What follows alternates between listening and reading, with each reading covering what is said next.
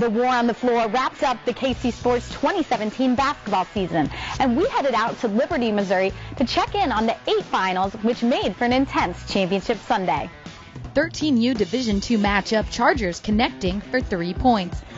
But Shockers' offense was in sync all afternoon, running away with this one 55-23. Eli Nelson had a big game along with Ben Spence, who hits a 3 here.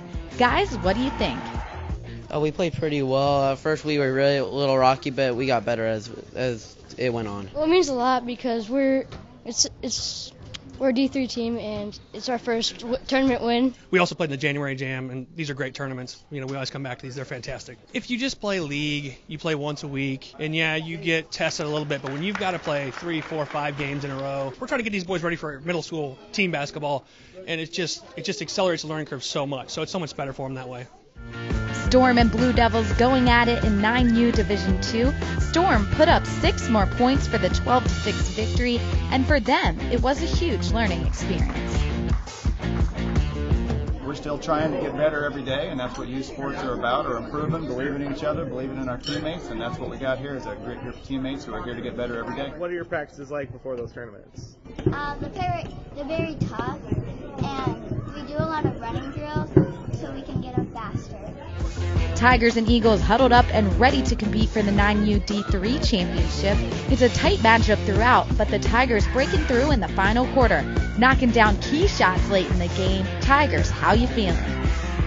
It feels really good to win the championship, and I had a lot of fun with it. They worked really hard. We played a very tough team in the Eagles. It was close throughout. Our boys really got after it at the end, played good defense, started to work the ball together a little bit more, and we were able to pull it out in the end. It was a good game.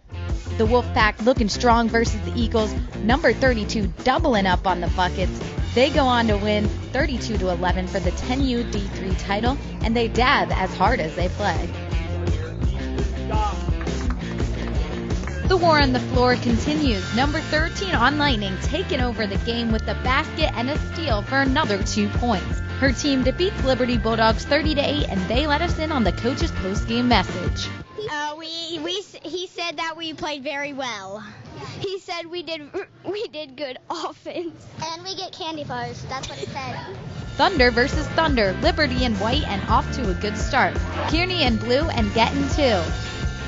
Eric Henkel driving the baseline and collecting points all day, earning a Play of the Week nominee for this steal and full court action for the and one. You can vote for his play all week on Twitter. Liberty wins 34-16. We just practice Thursday and then just play it every other day, I guess. We don't really practice that often. We just come out here and do what we like to do.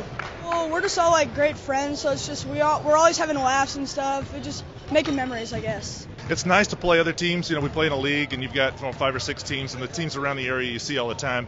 You get in certain tournaments, and you get to see teams from other areas. You got to adapt, and so being able to adapt is something they're going to have to learn as they get older in playing high school sports and things. It's not going to be the same game every time, and you need to learn how to play against your opponent, and they do. On to the Bulldogs and Heat, battling an 11U D3 Bracket B final. Check out all this offensive action.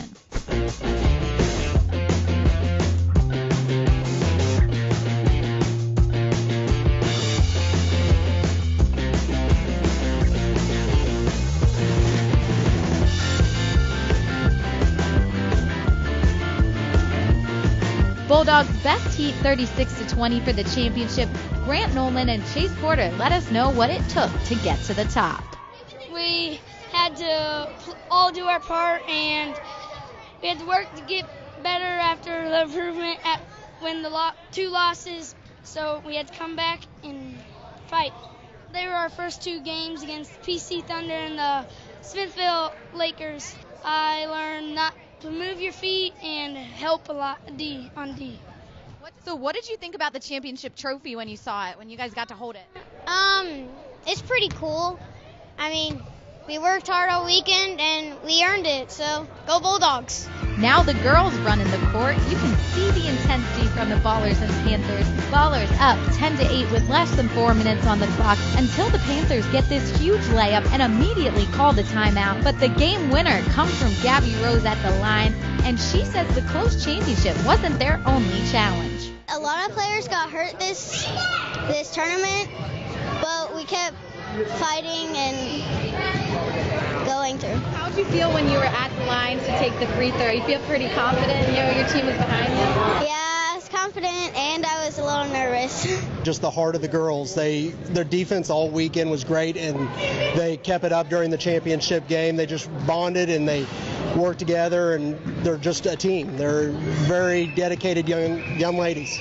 In the last game, the PC Thunder defeated Bandits 42-33 in 11 UD3. We all fought hard and we never gave up, even if we were down. Oh, we just rebounded the heck out of the ball. Kudos to Isaiah. He's a rebounding machine. Same with Mo. Yeah, we just played really aggressive this tournament. Fortunately, we were the better team this weekend. So real proud of my kids. As coaches, we don't do a whole lot. They just have to go out and play. So we showed up at the end, and I'm real proud of them. Shout out to all the teams that put on a show at the War on the Floor. Next up for KC Sports is the baseball opening day at IT on March 17th to 19th. See you back here next month for all your championship recaps, highlights, and post-game interviews.